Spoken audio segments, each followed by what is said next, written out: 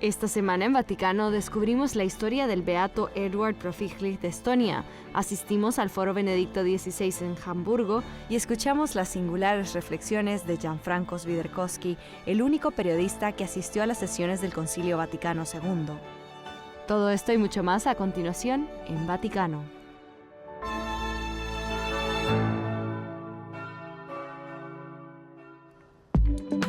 Del 6 al 7 de noviembre, expertos en inteligencia artificial, empresas tecnológicas e inversores se reunieron en la Pontificia Universidad Gregoriana para celebrar el Builders AI Forum. El evento promovía el desarrollo de la inteligencia artificial como medio para servir a la misión de la Iglesia Católica, especialmente en los ámbitos de la educación, la sanidad, los medios de comunicación y la evangelización. Cuentan ustedes con muchos ponentes y participantes del mundo tecnológico, como Microsoft, HP y otras empresas que envían a su personal o que están interesadas en colaborar con la Iglesia. ¿A qué se debe eso? Creo que hay varias razones. Considero que las empresas ven una oportunidad de servir a un mercado importante. Es decir, hay muchos católicos en el mundo y creen que sus plataformas tecnológicas podrían ser útiles para servir a esa misión.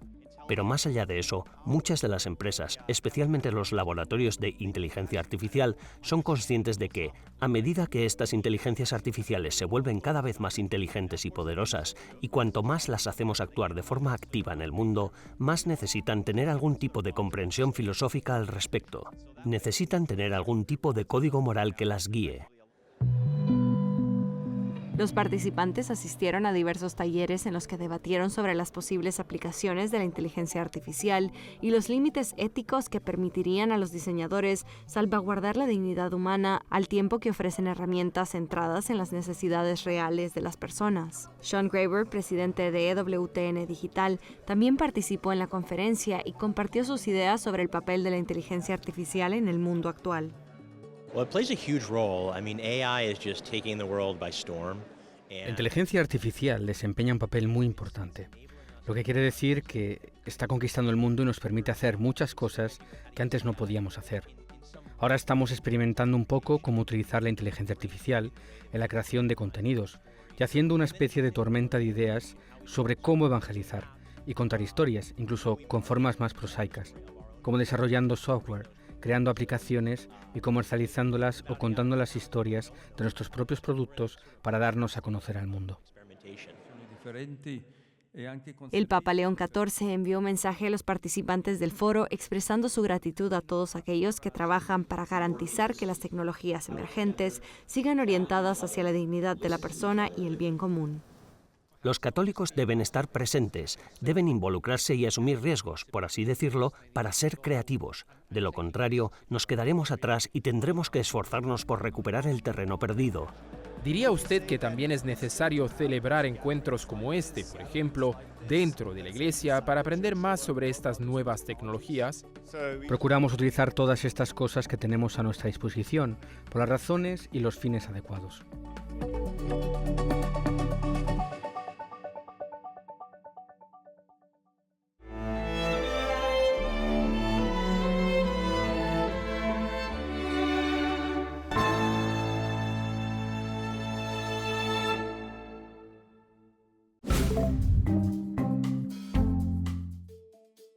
Hola y bienvenidos al Vaticano Updates de esta semana, las noticias más importantes del Santo Padre y del Vaticano. El Papa León XIV ha instado a los católicos a fortalecer la Iglesia sobre los sólidos cimientos de Cristo en lugar de medidas mundanas de éxito. En su audiencia semanal ante un número récord de peregrinos, el Papa hizo hincapié en que la fe debe permanecer arraigada en el Evangelio y advirtió contra las tendencias que priorizan la popularidad o el poder por encima de la integridad espiritual. En un mensaje, el Papa León XIV instó a los católicos a liderar la configuración de normas éticas para la inteligencia artificial. El Santo Padre subrayó que la tecnología debe estar al servicio de la humanidad y defender la dignidad, y advirtió contra los sistemas que anteponen los beneficios económicos a las personas. Sus comentarios se producen en un momento en el que se intensifican los debates mundiales sobre la ética de la inteligencia artificial. En una conferencia internacional en Roma, el cardenal Pietro Parolin mandó un mensaje contundente sobre cómo proteger la dignidad de los niños en la era digital. Destacó los riesgos que tienen las plataformas impulsadas por la inteligencia artificial y pidió que se trabaje en equipo a nivel global para que el progreso tecnológico no ponga en peligro los derechos y el bienestar de los menores. El Papa León XIV también ha lanzado una severa advertencia sobre las adicciones modernas, entre ellas la pornografía y el abuso del Internet. Las describió como destructoras silenciosas de las relaciones y de la libertad personal e instó a los líderes pastorales a ofrecer orientación y apoyo a quienes luchan contra estos retos. Por último, en un tono más ligero, el Papa León XIV compartió algunas de sus películas clásicas favoritas, entre ellas Las novicias rebelde y Qué bello es vivir. Elogió estas películas por sus mensajes edificantes y sus valores atemporales, recordándonos que el arte puede inspirar esperanza y alegría en la vida cotidiana. Gracias por ver una vez más Vaticano Updates. Paola Flynn para EWTN Vaticano.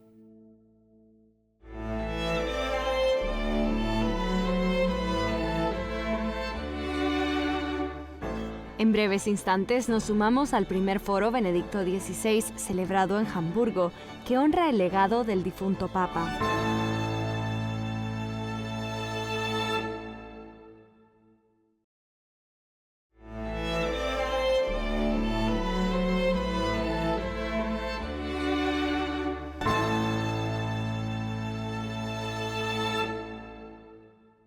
Cari fratelli cardinali, el 18 de abril de 2005, el cardenal alemán Joseph Ratzinger pronunció un sermón muy comentado en la Basílica de San Pedro.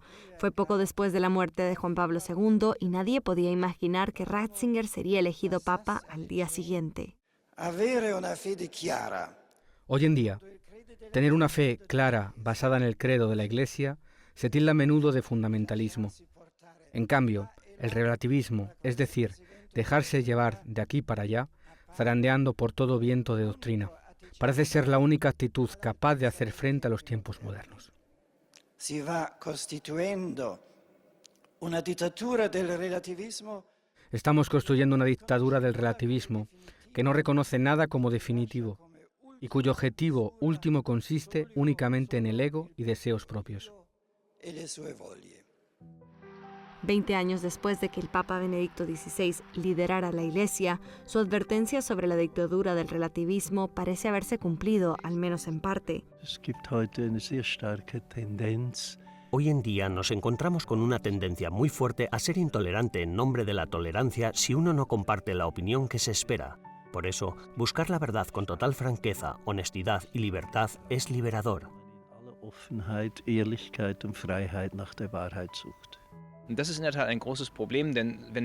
Efectivamente se trata de un problema importante. Si no hay verdad en una sociedad, tampoco hay dignidad humana inviolable. Precisamente por eso es importante hablar de este asunto y eso es lo que intentamos hacer aquí en Hamburgo. Del 7 al 9 de noviembre de 2025, la asociación alemana Fundatio Christiana Virtus organizó en Hamburgo, Alemania, el Foro Benedicto XVI, una conferencia teológica sobre el tema La verdad como desafío para la Iglesia y la sociedad.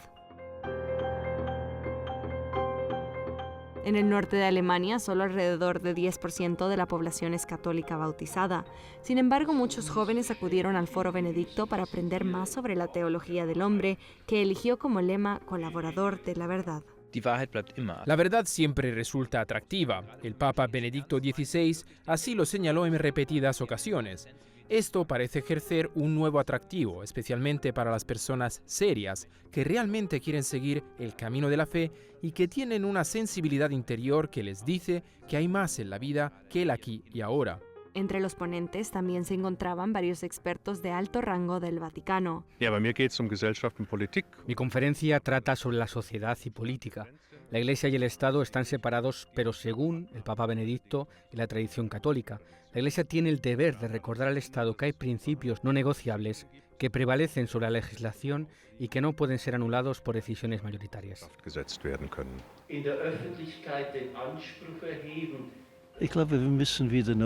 Creo que debemos redescubrir que cada persona tiene sus propios puntos de vista y convicciones, pero que la verdad no se puede dividir. La verdad es una verdad compartida. De lo contrario, cualquier diálogo sería muy complicado. En el pasado, el Foro Benedicto se celebraba en el santuario bávaro de Altötting, en el sur de Alemania.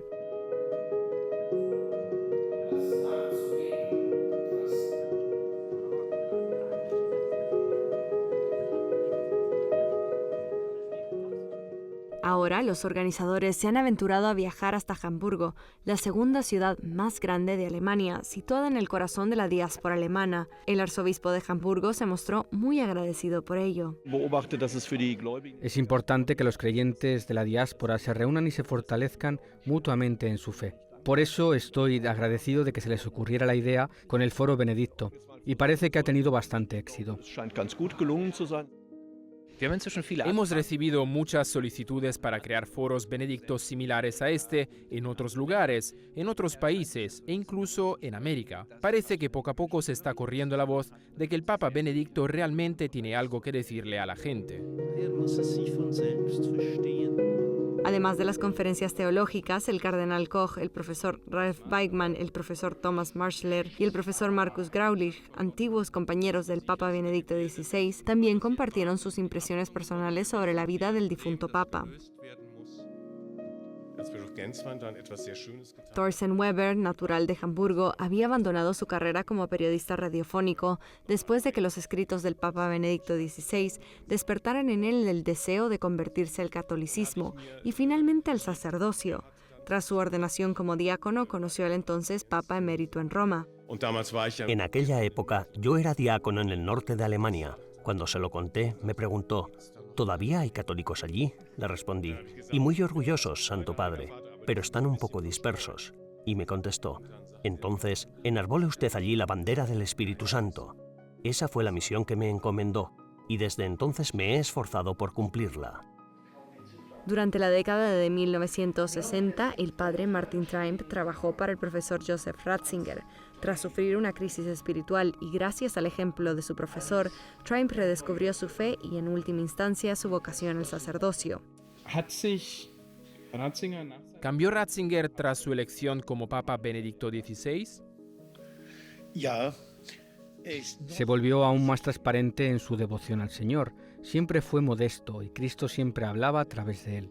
Pero como Papa se volvió todavía más transparente. Así, en consonancia con el espíritu del Papa Benedicto, el Foro Benedicto no solo trata de hablar de Dios, sino también de hablar con Dios. Los organizadores y los participantes están convencidos de que este concepto es una forma de mantener vivo el legado del Papa.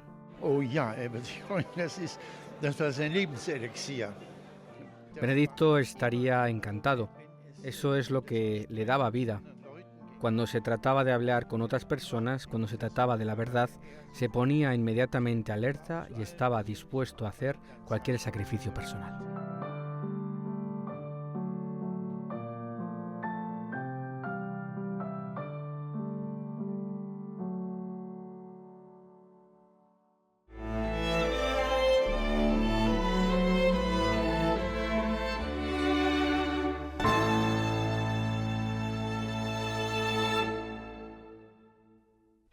Hace 60 años, el 8 de diciembre de 1965, la Iglesia Católica cerró sus puertas al público para celebrar una reunión histórica, el Concilio Vaticano II.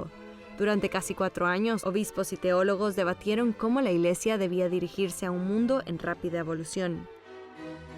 Con solo 25 años, Gianfranco Swiderkowski se encontró en el centro de uno de los acontecimientos más importantes de la historia de la Iglesia, viviendo el concilio muy de cerca. Hoy en día sigue siendo uno de los pocos testigos oculares que puede compartir su experiencia de primera mano. Era realmente algo nuevo, algo increíble. 2.500 obispos cruzando la plaza de San Pedro y entrando en la Basílica de San Pedro. Se podía percibir realmente la universalidad de la Iglesia. Debo decir con sinceridad que el verdadero concilio comenzó aquella tarde, aquel mismo día, el 12 de octubre de 1962, porque la Iglesia volvía a hablar el lenguaje del pueblo, y no con el lenguaje elevado, teológico y filosófico que había utilizado durante tantos siglos. Era el lenguaje de la gente común. Juan 23 dijo: «Mirad la luna allá arriba en el cielo, ha venido a visitarnos». Seguido habló de las dificultades, de las personas que lloran, y dijo: volved a casa y dad a vuestros hijos un beso y una caricia. Eso hice yo al regresar a casa, acariciar a mi hijo de 1 año. Tiene que contarnos dónde estaba cuando comenzó el concilio.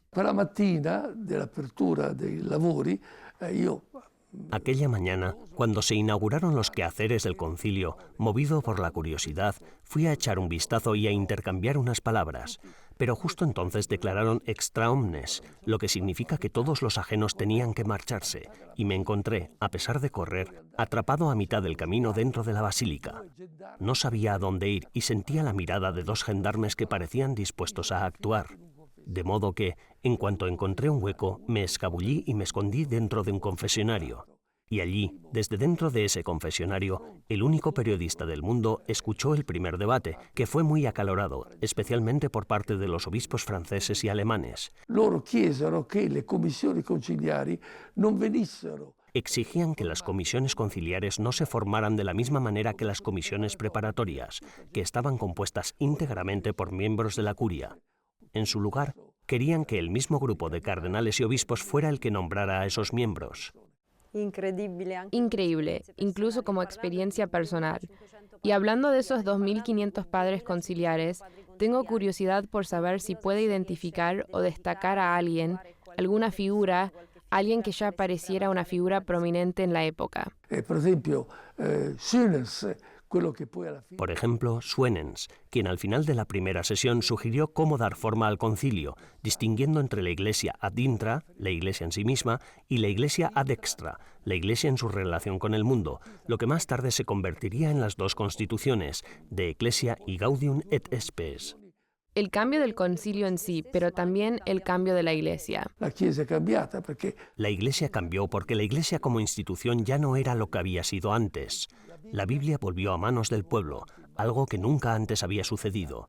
Hubo una reforma litúrgica. La Iglesia se abrió al mundo con Gaudium et Spes, que abordaba todos los problemas relacionados con la vida de los hombres y las mujeres, la familia, la justicia y también la paz y la guerra. Después de 2000 años, la Iglesia decía que el pueblo judío, tanto el de ayer como el de hoy, no era responsable de la muerte de Jesús. Lo que quiero decir es que hoy, con todo lo que está sucediendo en Oriente Medio, yo ya no puedo ver estas 2 religiones, el judaísmo y el islam, con la misma originalidad espiritual que tenía antes. Esto es lo que el concilio trató de abordar y renovar, y ahora es importante comprender por qué ese esfuerzo no continuó y por qué es necesario hoy recuperar lo que fue el fundamento mismo del concilio. Entonces, ¿aún queda trabajo por hacer? Seguramente sí.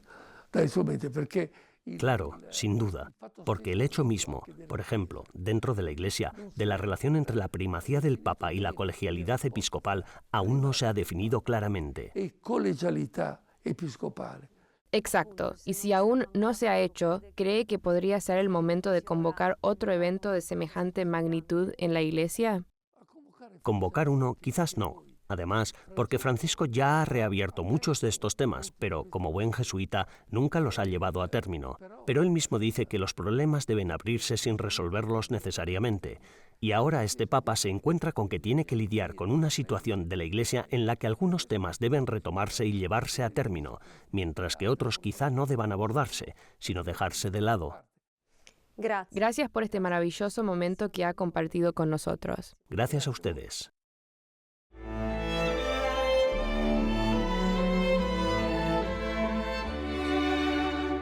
Quédense con nosotros, enseguida exploramos la poderosa historia de Santa Teresa de Lisieux y su perdurable impacto.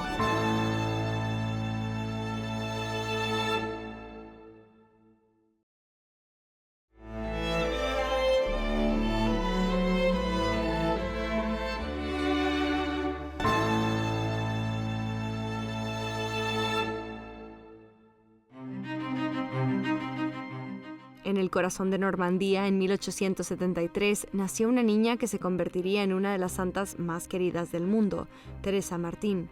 Su vida fue corta, de tan solo 24 años, pero su alma era inmensa, capaz de iluminar a millones de creyentes con su caminito, el camino del amor y la sencillez. Teresa creció en una familia profundamente cristiana. Sus padres, Luis y Zélie Martín, también canonizados, le transmitieron una fe viva y concreta. Sin embargo, su vida no fue tan fácil. Perdió a su madre con tan solo 4 años y comenzó a padecer una misteriosa enfermedad. El padre François Letel, sacerdote carmelita y experto en la vida de Santa Teresa de Lisieux, explica cómo ella, incluso de niña, se sintió llamada a pertenecer por completo a Dios. Ella muestra un viaje interior verdaderamente espléndido. A los 10 años tuvo una enfermedad muy grave, psicológica y psicosomática, y fue curada por la sonrisa de la Virgen María, es decir, por la experiencia del amor maternal de María. Y especialmente a los 14 años, pues sucedió lo que ella llama su conversión navideña. Ella misma lo describe maravillosamente. Se liberó de su hipersensibilidad, de cierto infantilismo, y comenzó lo que ella llama una carrera de gigantes hacia Dios. Teresa estaba decidida a ingresar en el convento de las Carmelitas, pero aún era demasiado joven. A los 14 años realizó la que sería su única peregrinación a Roma. Durante la estancia en la Ciudad Eterna rezó en la iglesia de la Trinidad de los Montes, donde ahora se exponen sus reliquias en ocasión del año jubilar 2025. El padre Fabrice Duhaix nos habla de la especial relación que Teresa tenía con este lugar. Vino a Roma con su padre para pedirle al Papa permiso para ingresar en el convento. Durante su estancia en la ciudad, se alojó en un pequeño hotel a solo 300 metros de aquí. Si uno camina por esa calle, todavía se puede ver que Santa Teresa se alojó allí cuando estuvo en Roma. Se desplazaba con frecuencia a la capilla Mater Admirabilis a rezar. Ver esta imagen de la Virgen María pintada cuando era adolescente probablemente le ayudaba mucho a rezar.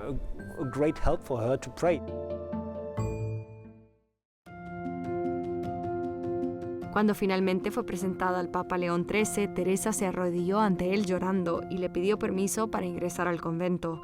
El Papa le dijo que confiara y siguiera la guía de sus superiores.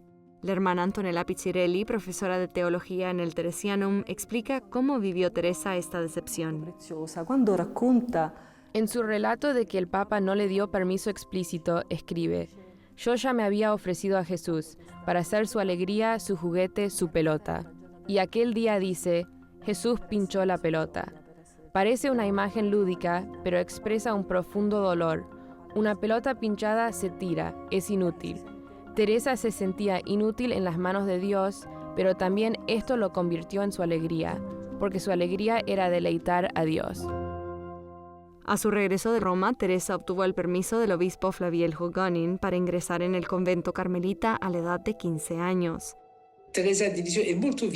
Teresa se encuentra muy cerca de San Francisco de Asís. La pobreza evangélica de Francisco y la pequeñez evangélica de Teresa son lo mismo. La sencillez del mismo Jesús, Dios que se hace pequeño.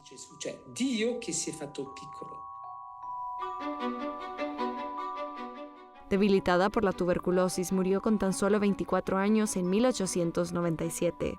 En sus últimos meses de vida sufrió una profunda prueba espiritual, conocida como la Noche de la Fe, pero afrontó su sufrimiento con serenidad.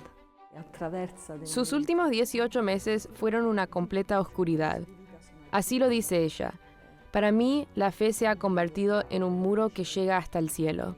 Sin embargo, su grandeza reside en su confianza inquebrantable. El sufrimiento puede alejar o amargar, pero para Teresa se convirtió en un camino privilegiado para encontrarse con Dios».